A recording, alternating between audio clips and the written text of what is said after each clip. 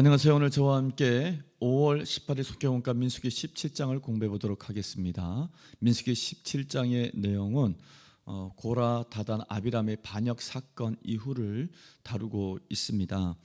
먼저 우리가 이해해야 될 것은 왜 고라와 또 다단, 아비람 자손들은 반역을 했을까라고 하는 것입니다. 그 반역의 이유는 사실 또 나름대로 이유가 있습니다. 왜냐하면은 제사장 나라를 이제 세팅하게 되는데 지금까지 지도자 역할을 해왔던 사람은 모세입니다. 모세는 행정적 최고의 지도자로 있는 것이죠. 그런데 제사장 나라는 또 제사가 중심이 되고 성막이 중심이 되는 나라입니다. 그래서 최고의 권력은 사실은 대제사장에게 있게 되는 것이죠. 하나님은 제사와 제사장 제도를 만드셨고, 그리고 그 제사장직을 특정하여 승계하게 했습니다. 즉 모세의 형 아론과 그의 자손들만 제사장직을 감당하게 했던 것이죠. 크게 보면 레위 지파인데 레위 지파 안에서도 제사장직은 아론과 그의 후손들만 세습하여 감당하게 했습니다. 이스라엘 백성들 입장에서 볼 때 보면 모세와 그의 형제들이 출애굽의 과정에서 많은 공로를 끼친 것은 사실이지만 새롭게 세워지는 그 나라에서 중요한 요직을 다 차지하게 되는 것이죠. 모세는 행정직을 차지하게 되는 것이고 또 그의 형 아론은 종교의 권력자가 되는 것입니다. 이것이 불공평하게 느껴졌을 것이고, 그리고 왜 꼭 제사장직은 세습돼야만 되는가라고 하는 그런 오해가 있었을 것입니다. 두 번째는 직분에 대한 오해입니다. 성막에 들어가서 제사를 주관하고 성물을 만지고 또 지성소까지 들어갈 수 있는 사람은 대제사장 한 사람이고, 제사장들만 성소 안에 들어가서 무엇인가를 할 수 있게 되었던 것입니다. 그에 반해서 레위인들은 성막을 경계하는 일, 그리고 제사를 돕는 물 나르고 나무 패고 그런 또 성막을 청소하는 그런 좀 힘든 일들을 하게 되었던 것이죠. 근데 이것이 보면 오늘날 관점으로 보면은 더 힘들고 허드렛 일 하는 사람들은 레위인이고, 정말 폼나게 그 역할을 감당한 사람은 제사장처럼 보여집니다. 근데 사실은 그렇지 않습니다. 제사장 나라 안에 실제 제사의 제도를 보면은 가장 힘든 사람은 어떻게 보면 제사장입니다. 늘 짐승의 피, 그리고 또 짐승의 그런 제물을 갖고 불에 태우고 제사를 주관해야 되는 사람은 제사장이었기 때문에 사실은 굉장히 힘든 과정이었죠. 특별히 아침 저녁 번제 드리는데 제물을 잡는 일은 또 제사장이 손수해야만 됐습니다. 지금으로 얘기하면은 고기를 도살하고 잡는 사람, 그 일을 계속 반복해서 했던 사람은 사실은 제사장이기 때문에 누가 더 힘드냐 보면은 어떻게 보면 제사장이 더 힘들 수 있었겠죠.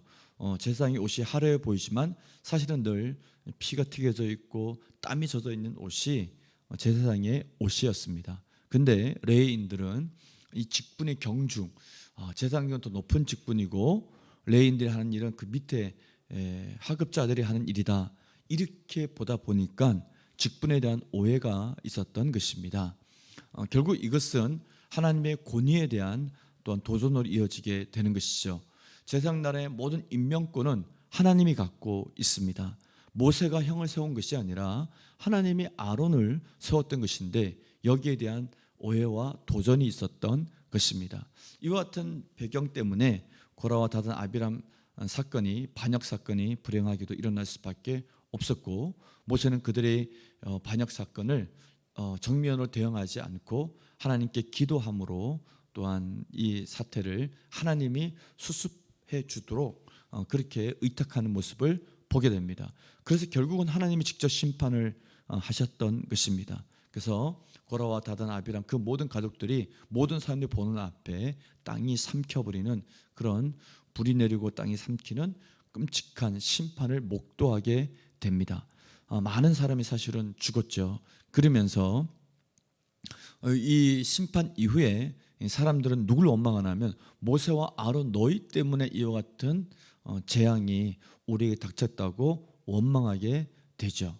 그래서 이 사건이 하나님의 심판으로 다 끝난 것이 아니었습니다. 그래서 모세와 아론은 하나님께 이것을 또한 의지할 수밖에 없었고, 하나님은 이 문제, 즉 임명권의 문제, 누가 아론을 임명했냐라고 하는 이것을 이스라엘 백성들이 받아들일 수 있도록 도와주십니다.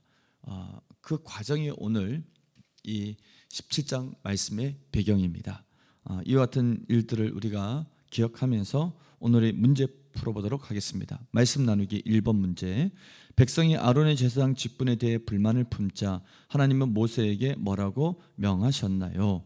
뭐라고 명했냐면 12지파 각 지파들의 지파들별로 하나의 지팡이를 준비하여 12를 취하라 그렇게 얘기했고, 특별히 레위인의 지팡이는 그 지팡이에다 이름을 쓸 때 아론이라 이름을 쓰게 했습니다. 즉 다시 얘기하면 12지파마다 지팡이를 준비했고 거기다가 이름을 이렇게 씁니다. 그 지파, 루벤 지파, 베냐민 지파 이렇게 이름을 쓰는데, 레위인의 지팡이에는 레위 지파의 지팡이에는 아론의 이름을 특별히 쓰게 했습니다.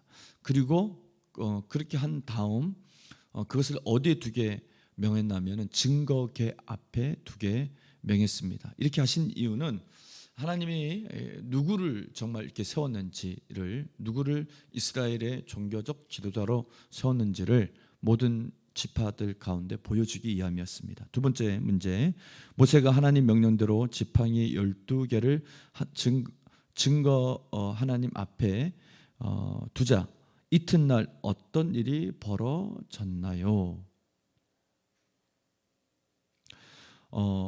어떤 일이 벌어졌냐면 8절 말씀을 보면 이튿날 모세가 증거의 장막에 들어가 본즉 레위 집을 위하여 낸 아론의 지팡이에 움이 돋고 순이 나고 꽃이 피어서 살구 열매가 열렸더라 그렇게 말씀하고 있습니다.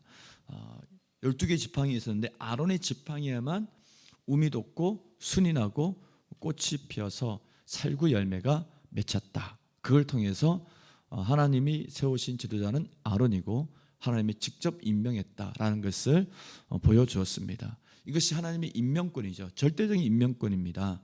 하나님이 사도 바울을 세운 것도 그렇고 그 모든 것들 안에 들어가 보면 하나님이 다윗도 사울도 다 하나님의 절대적인 주권으로 임명을 하는 것이죠. 그리고 우리는 그 임명권자의 하나님의 선택에 순복하고 순종하여 따라야 됨을 성경 우리에게 얘기해 주고 있습니다. 말씀 다시 읽고 마치도록 하겠습니다. 모든 사람과 만물의 주인 되신 창조자 하나님은 우리가 무엇 때문에 원망하고 불평하는지 아십니다.